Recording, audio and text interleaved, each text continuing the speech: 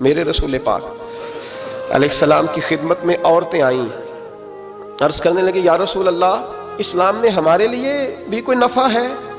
حضور نے فرمایا کیا ہوا؟ کہنے لگی حضور ہمیں تو نقصان ہی نقصان نظر آ رہا ہے اپنے حق میں۔ حضور بتلائیں اگر آپ کے دین میں کوئی خیر ہے تو ہم کلمہ پڑھیں فٹافٹ، باقی تو دنیا میں ہمیں اپنا نقصان ہی دکھائی دیتا ہے۔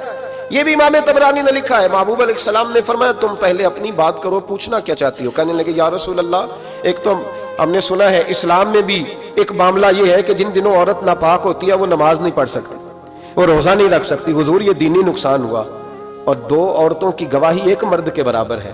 دنیا میں بھی ہمارا وہ کردار نہ ہوا جو کہ مردوں کا ہے، تو حضور ہماری دنیا میں بھی نقصان ہے، دین میں بھی نقصان ہے۔ یا رسول اللہ یا رسول اللہ یا رسول اللہ صلی اللہ علیہ وسلم۔ آقا پھر تو یہ ہوا کہ ہفتے مہینے کے بہت سارے دن عورت ویسے ناپاک رہی، دین سے دور رہی، اور اگر وہ قومی معاملات میں کوئی کردار ادا کرنا چاہے پھر بھی اس کی گواہی دو عورتوں کی ایک مرد کے برابر، تو حضور دنیا کا بھی نقصان دین کا بھی۔ میرے کریم نے فرمایا بیٹھ جاؤ بیٹھ جاؤ۔ عورتیں بیٹھ گئیں تو محبوب فرمانے لگے تمہیں پتہ ہے جب کسی کے گھر میں بیٹی پیدا ہوتی ہے حضور کیا ہوتا ہے؟ فرمایا میرا مالک دو فرشتے بھیجتا ہے، فرمایا وہ آ کے گھر والوں کو سلام کہتے ہیں، جنوں اور انسانوں کے علاوہ ساری دنیا ان کے سلام کو سنتی ہے۔ فرمایا پھر وہ فرشتے اپنے پروں سے اس بیٹی کو ڈھانپ لیتے ہیں اور پھر اس کے سر پر پر پھیرتے ہیں، اور فرمایا پھر وہ ان کے باپ کو کہتے ہیں ان کی صحیح طرح پرورش کرنا، پھر ان کے ذمہ داروں کو کہتے ہیں، ان کے خاندان کے بڑوں کو کہتے ہیں صحیح طرح پالنا۔ اگر تم ان کی یہ لفظ سنو میرے محبوب کے، حضور فرمانے لگے رب کے فرشتے کہتے ہیں اگر تم نے صحیح پرورش کر کے بیاہ دیا تو اللہ قیامت تک تمہاری مدد کرے گا۔ کس طرح؟ اللہ تمہارے رزق میں بھی تمہاری مدد کرے گا، اللہ دنیا کی مشکلات میں بھی تمہاری مدد کرے گا، اور جب مرنے لگو گے یہ شارحین نے قیامت تک کا ترجمہ کیا۔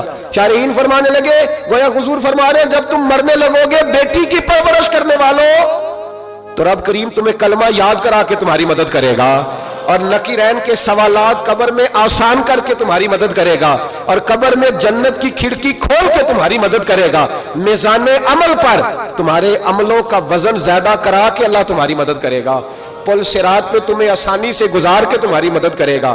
میزان عمل پر اپنے محبوب کے ید اللہ والے ہاتھوں سے تمہیں جام پلا کے اللہ تمہاری مدد کرے گا، اور فرمایا تمہیں دوزخ سے بچا کے جنت میں ڈال کے رب تمہاری مدد فرمائے گا، یہ تمہاری مدد ہوگی۔ حضور نے فرمایا یہ تو ہے بچی کی پرورش، اور میرے محبوب نے فرمایا عورتوں تمہیں پتہ ہے جب کوئی عورت حاملہ ہوتی ہے تو اسے کیا ملتا ہے؟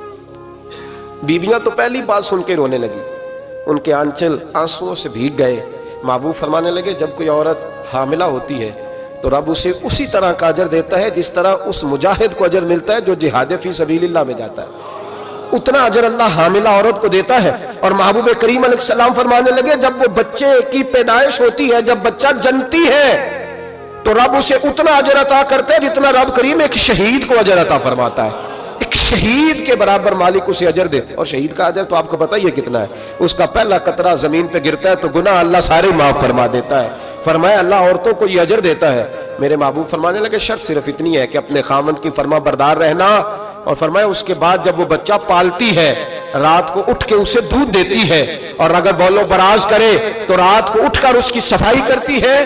فرمایا جو بی بی اپنے بچوں کی خاطر رات بیدار رہے گی رب کریم اسے اتنا ہی اجر دے گا جتنا رات کو اٹھ کے نفل پڑھنے والے کو اجر عطا فرماتا ہے۔